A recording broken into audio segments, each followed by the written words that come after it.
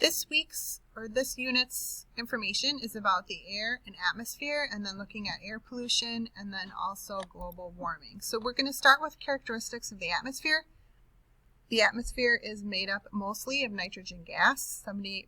This question is always on Who Wants to Be a Millionaire or Jeopardy, in the form of what's the most abundant gas in the atmosphere, and everyone always says oxygen, and they are wrong. It is nitrogen. Oxygen makes up 21%, and then the remaining 1% is a mixture of carbon dioxide, water vapor, and some other different types of gases. The atmosphere is divided into layers. So the troposphere is the layer closest to the surface of the Earth, and this is the layer in which we live and thrive in. Stratosphere is the next layer up, mesosphere, next one up, thermosphere, and then the exosphere, also called the ionosphere. And you can see about how long and wide each of those different layers are. The troposphere is the atmosphere that touches the surface of the Earth, so that's all right here.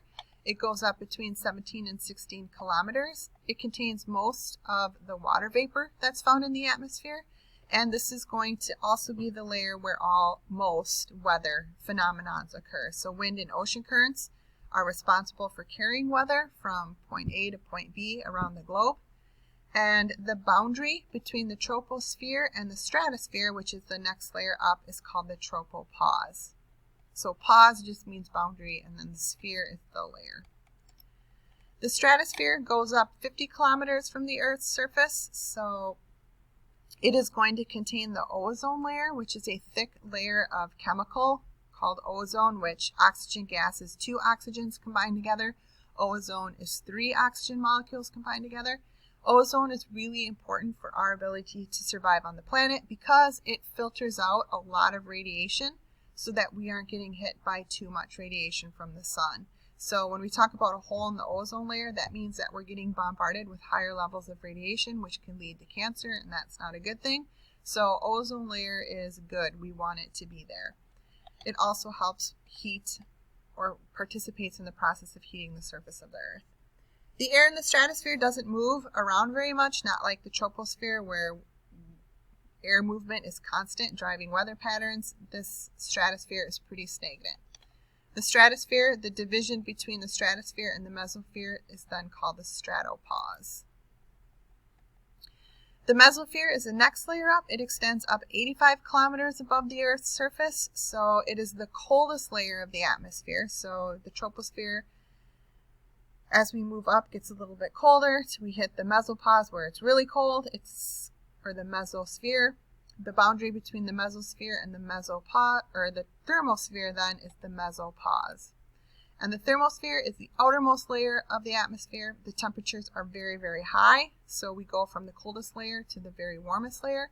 The air pressure is very, very low. Sometimes it's called the ionosphere because gas is broken down into ions, and when the gas and the ions bump into each other, light is given off. And so that's what the aurora borealis are, is they're basically ions crashing into each other, giving streaks of light.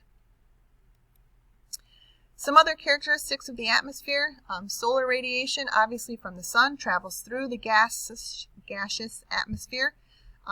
About 50% of that radiation is going to be absorbed by the Earth's surface and oceans.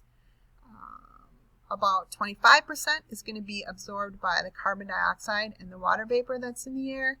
And another 25% is going to get reflected back up into the upper levels of the atmosphere, so they won't even end up reaching the surface of the planet.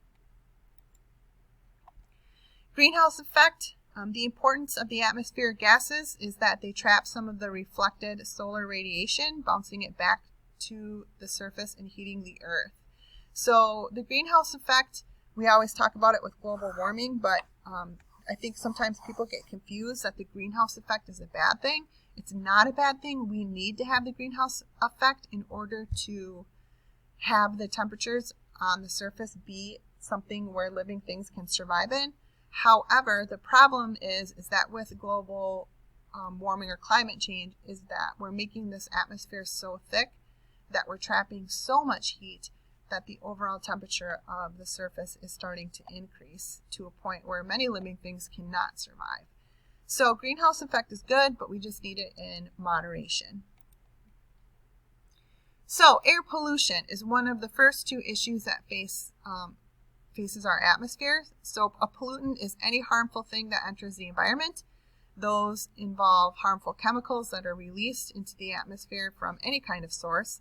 Many air pollutants come from natural sources, so like sand and dust storms. Sand and dust would be considered a pollutant. Volcanic eruptions, all of that ash would be considered pollution. Forest fires, the smog and the smoke from those, air pollutants. But humans are a major cause of man-made air pollution. History of air pollution, it goes back to the ancient days of the Roman Empire. It doesn't become a huge, widespread problem until the Industrial Revolution of the 1700s. And that is going to be seen first in England, where as the Industrial Revolution kicks off, they start to see a significant amount of smog start to be produced, and pollution occurring, and ash and dust settling in on the surfaces of trees and the ground. And then is when people are going to start to become really aware of the effects of air pollution, especially tied to industry. Many organisms become ill or died because of the polluted air during the Industrial Revolution, and it's going to be, several years even after that where a group of people are going to recognize that the air is making them sick, and they are going to start to demand that government do something because they want their health protected. They shouldn't get sick just by going outside.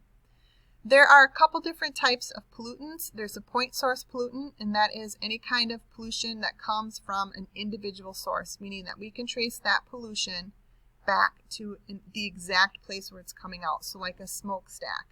Okay, so that's a point source. A non-point source solution means that we can't pinpoint the exact place that it's coming from. It's coming from a big, huge area. So like dust, soil erosion, rock crushing, we don't really know exactly the exact point where that pollution is coming from. We just know that the sand is polluting things over a very vast area. Primary pollutants are those pollutants that are toxic from the very beginning of their life cycle, so chemicals that are just toxic from the beginning. Secondary pollutions are chemicals that are originally not toxic, so they're not bad for you, but once they hit the air and they react with the nitrogen or the gas or anything else that's in the air, then they form a chemical reaction that makes them toxic. So typically when we talk about a pollutant, and this would go for water pollutants too, that we give them, is it a point source, is it a non-point source, is it a primary, is it a secondary? So two categories. Types of pollutants. Particulates are tiny solids suspended in the atmosphere. This includes ash, dust, soot, liquid droplets, smog, metals, pesticides, fertilizers, dust, and plant pollen. And these are very dangerous because they're so small that they can easily be inhaled through our nose and our mouth, and they become trapped into our lungs, causing all kinds of issues. Gas is another type of air pollutant. Most gaseous pollutants come from a group of chemicals called oxides. Oxides are compounds of oxygen and other elements, usually sulfur, carbon, or nitrogen. They are released when fossil fuels and organic matter are burned, so we get a lot of gaseous or oxides that are released from power plants. And photochemical smog is going to be that yellow-brown haze that forms when sunlight reacts with the gas pollutants that are produced by cars. Hydrocarbons are another gaseous pollutant. These are going to be made of chemicals that have just hydrogens and carbons. This includes methane and also includes CFCs, which are the things that come out of your aerosol cans and was responsible for the holes in the ozone until they became banned globally. So we talk about all these things and we just assume that they're on the outside, but actually there is indoor air pollutants too. Indoor air is not necessarily better than outdoor air. Sources of indoor air pollution include plastics, insulation, cleaners, giving off harmful fumes, cigarette smokes, fungus and bacteria, and radon, which is a significant indoor air pollutant. There are 7 types of air pollution: ozone depletion, smog, health problems, or the effects of air pollution, ozone depletion, smog, health problems, loss of plant life, and then acid rain. Acid rain is any rain or snow that is more acidic than our normal precipitation. So pure rain has a pH of about 5.6, so it's slightly acidic. Acid rain has a pH between 2.5 and 4.5, and you can look on the scale down below to see how that compares to different things. Slightly less acidic than orange juice. Water in the atmosphere becomes more acidic when it reacts with pollutants in the air. The acid accumulates in lakes, rivers, and soil, kills fish and aquatic plants, and damages forests. Ozone depletion is the hole in the ozone layer that was discovered in the early 1980s. Causes an increase in the amount of harmful radiation we receive. Kind of already talked about that. Leads to increases in cancer and disrupts the food chain. Caused by CFC pollution and the banned use of CFCs in most countries, and the ozone hole has decreased, and this is an environmental success story. There's not a whole bunch of those ever, but air pollution actually and the slowing down of the ozone depletion is an environmental success story. Solutions to air pollution. Obviously, reduce electricity consumption or stop burning fossil fuels, insulate homes and buildings, better public transportation, air filters in industries, shifting from high sulfur coal to low sulfur coal because it produces less pollution, balance air and fuel flow in industry, and regulate emissions from cars and industry. Global warming, which is not called global warming, it should be called climate change. They called it global warming way back in the day when they started to first see an issue, but really the name has caused all kinds of misconceptions, and so now scientists are trying to go towards just calling it climate change. But it is the increase in the average temperature of the Earth's surface and oceans since the mid-20th century. Is there proof? There's tons of proof based on the observatory at the Mauna Loa volcano down in Hawaii. It's measured CO2 levels over hundreds of years. It's also measured seasonal rises and falls, and when they take into account the normal levels, the seasonal rise and falls, they've been able to say that the average carbon dioxide level has risen about 0.5% per year. And the temperature has increased 0.6 degrees Celsius over the last 100 years, which is at a rate much higher than previously seen. Caused by increase in carbon dioxide, methane, and nitric acid due to humans and the things that we use and do and burn. Effects of climate change. Permafrost is melting. The thickness of the Arctic ice sea is declining, which means ice shelves are disappearing, glaciers are retreating. Sea levels are rising because all of that glacier ice is starting to melt. We have longer growing seasons, which can be a good thing. However, we also have more frequent droughts and severe storms. There's been a shift in animal migration. Coral reef bleaching is another effect of climate change. Solutions to climate change. Global agreements on greenhouse gas emissions, like the Kyoto Principle or Protocol. Better fuel economy in cars. Improved appliance efficiency.